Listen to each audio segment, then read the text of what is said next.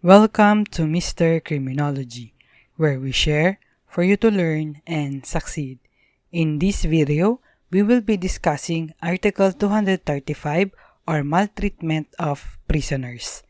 Under Article 235, maltreatment of prisoners is committed by any public officer or employee who shall overdo himself in the correction or handling of a prisoner or detention prisoner under his charge by the imposition of punishments not authorized by the regulations or by inflicting such punishments in a cruel and humiliating manner. It is also committed if the purpose of the maltreatment is to extort a confession or to obtain some information from the prisoner. May tatlong elements itong crime na ito. First, offender is a public officer or employee. Second, he has under his charge a prisoner or detention prisoner. Examples are jail officers or jail wardens. And third, he maltreats such prisoner either of the following manner. First, by overdoing himself in the correction or handling of a prisoner or detention prisoner under his charge either. So, paano mag-overdo?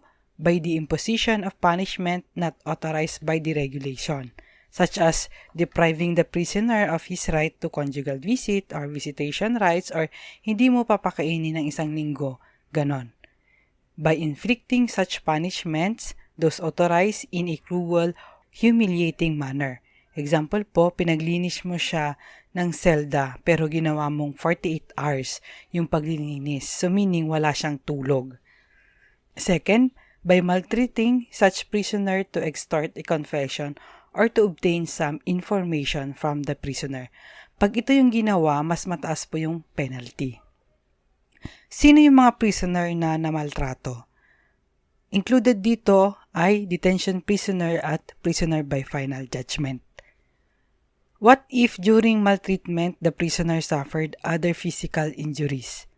Two crimes are committed, namely maltreatment under Article 235 and physical injuries. Maltreatment and physical injuries may not be complex because the law specified that the penalty for maltreatment shall be in addition to his liability for the physical injuries or damage caused. Thank you for watching. If you like this video, don't forget to share it and to subscribe.